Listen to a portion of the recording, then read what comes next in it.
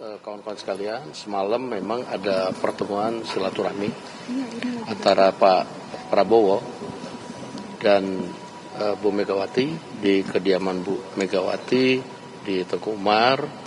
Pertemuan silaturahmi dalam rangka Hari Raya Idul Fitri. Demikian. Bang, ini kalau misalnya melihat fotonya kan duduk sebelahan dan terlihat cukup akrab. Ini suasana pembahasan saat pertemuan antara kedua tokoh ini seperti apa, Bang, kalau bisa digambarkan? Ya, kalau semalam ini kan antara Pak Prabowo dengan Bu Mega memang hubungan selama ini baik-baik saja dan bersahabat, sehingga ya pertemuan semalam itu adalah pertemuan kekeluargaan, keakraban dan hangat,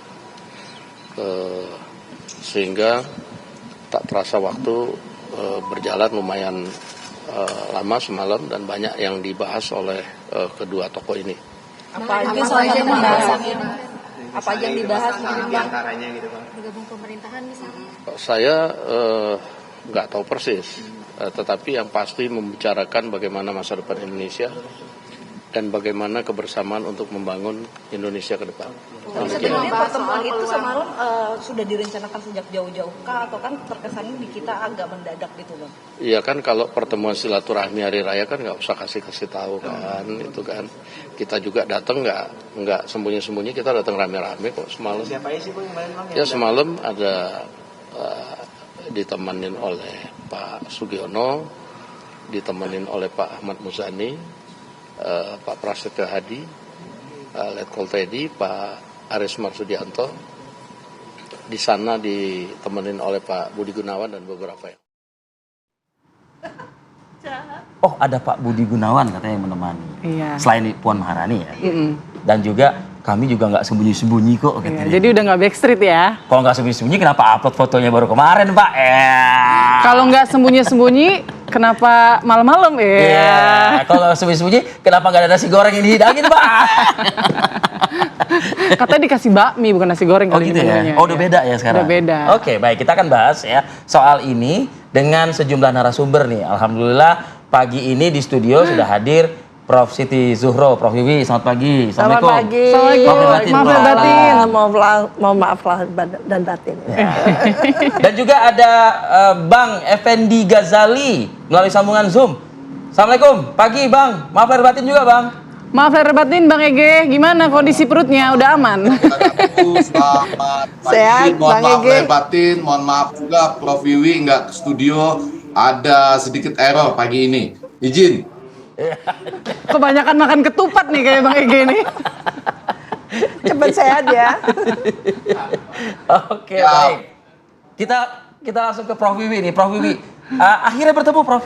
Akhirnya bertemu. Sebagaimana, artinya begini, Presiden ini, Prabowo Subianto ini membuktikan pernyataan dia di beberapa kali sesi pertemuan begitu ya.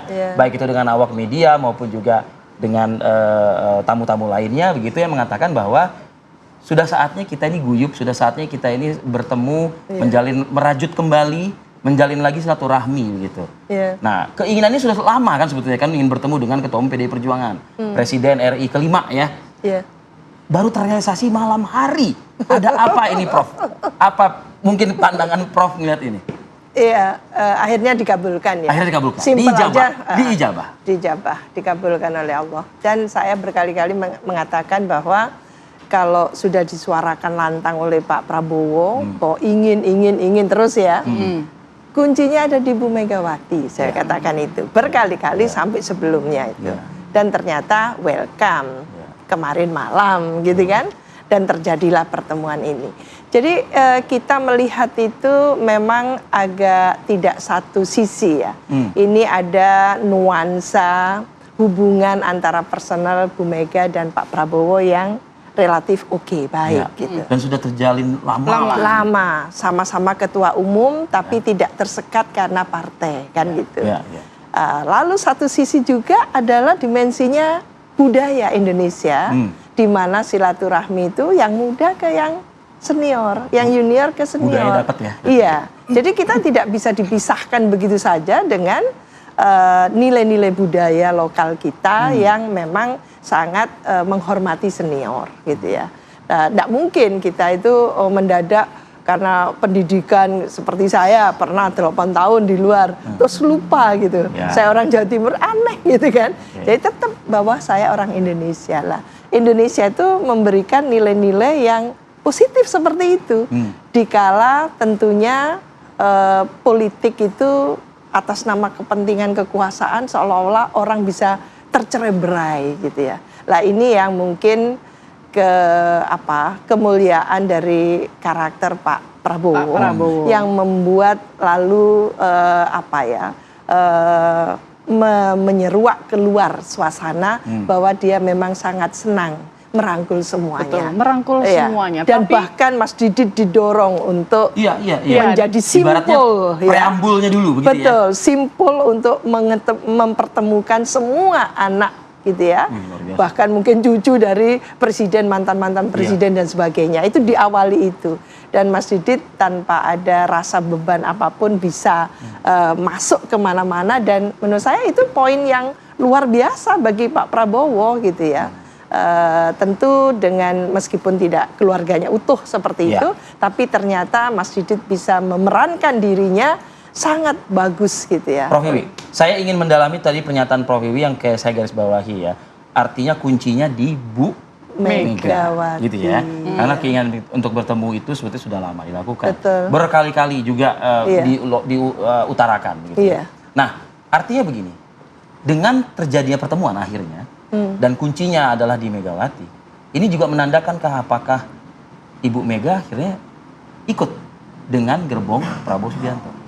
Apakah ke sana ya? Iya. Lah, ini juga kita tidak boleh naif ya, menerjemahkan oh ini sangat kekeluargaan, ini sangat senior junior atau hubungan yang bagus. Tidak bisa kita naif seperti itu. Tetap saja bahwa Bu Mega ketum gitu ya, ketua umum PDI Perjuangan ya. Satunya juga ketua umum ya, Partai Gerindra. Dan tentu ini ketemunya dua sosok pentolan partai besar gitu ya. Tidak mungkin tidak berbicara tentang politik gitu ya. Paling kurang mau dibawa kemana negara ini oleh Pak Prabowo gitu. Lalu bagaimana positioning PDI Perjuangan dalam konteks gitu pemerintahan baru kan gitu. Nah ini juga mungkin Bu Mega ingin mendengarkan sendiri apa yang dipikirkan oleh Pak Prabowo. Iya. Dan Pak Prabowo punya satu inisiatif, suatu tekad gitu untuk menyatukan seluruh kekuatan politik itu dalam gerbong besarnya untuk mendukung pemerintahannya. Ini masalahnya. Itu baik nggak sih sebetulnya seperti itu? Lah ini kan kalau saya menerjemahkan adalah secara politik mutually politically symbiotic, saling menguntungkan secara politik. Jadi ada iming-iming dari Pak Prabowo bahwa ini partai besar, sangat strategis gitu ya. Dan posisinya sangat signifikan tentunya untuk ditarik mendukung pemerintahannya, sementara Bu Mega juga tidak ingin teralienasi gitu ya dalam konstruksi kekuatan politik yang tentunya bisa terasa terasing dan sebagainya sendirian gitu.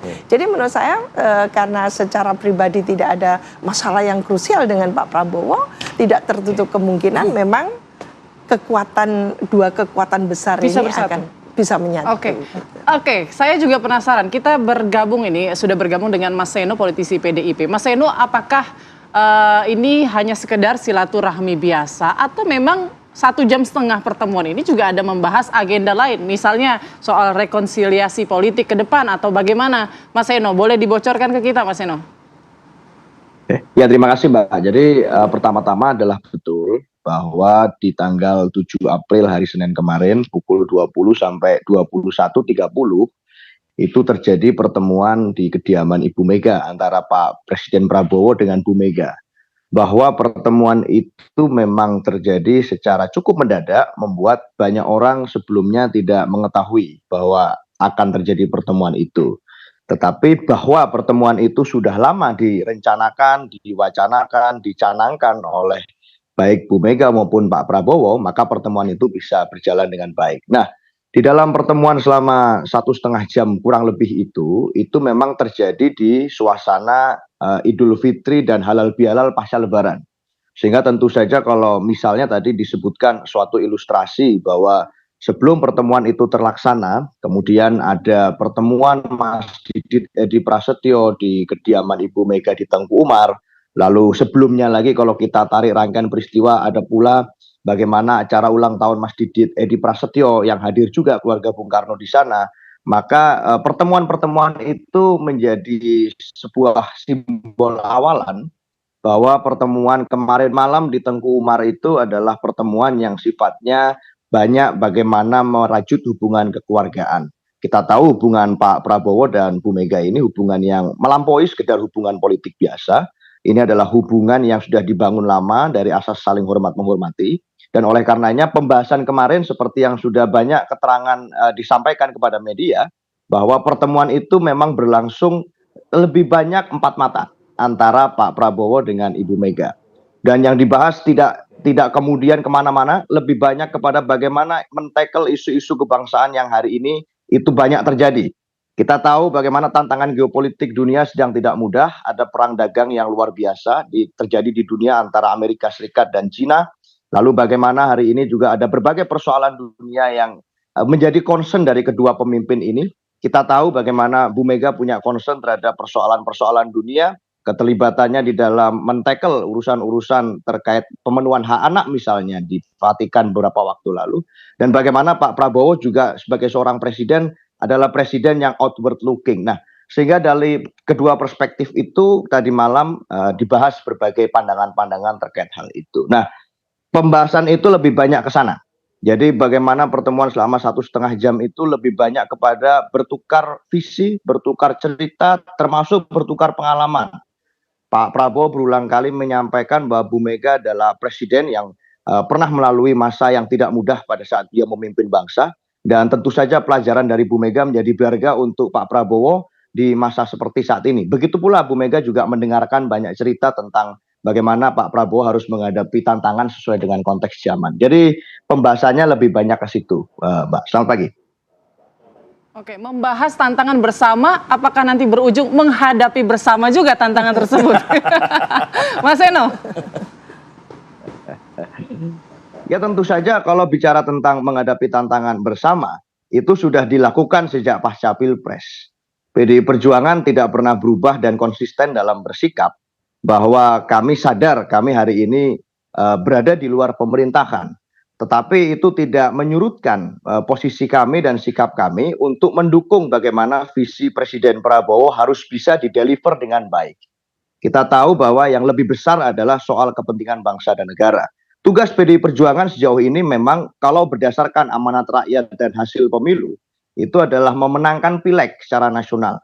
Artinya mekanisme check and balance dan kontrol lah yang kemudian diminta oleh rakyat untuk dilaksanakan secara maksimal oleh PDI Perjuangan di parlemen. Sehingga di dalam konteks itu selama ini pun kita menghadapi berbagai tantangan itu bersama. Meskipun di ruang yang berbeda. Ini ibarat pepatah lama, meskipun misalnya satu visi juga tidak selalu harus satu perahu. Meskipun satu pandangan tidak selalu harus bersama. Nah, sejauh ini pandangannya seperti itu. Sekali lagi saya garis bawahi, sampai hari ini meskipun kami berada di luar pemerintahan, tetapi kami mendukung bagaimana visi Presiden Prabowo bisa dilaksanakan dengan baik dengan cara dan tugas negara yang diberikan kepada kami. Itu, Mbak. Oke. Clear Mas Eno ya berarti ya. Saya ke Bang Ege nih. Bang Ege, kita kembali lagi ya ke momentum malam itu ya, begitu ya. Bang Ege, saya seneng banget kalau Bang Ege udah kembali mengingat-ingat memorabilianya gitu loh ya berarti ya. Ya Bang Ege ya. Tapi usai jeda Bang, kita jeda dulu Bang. Kami akan kembali saat lagi.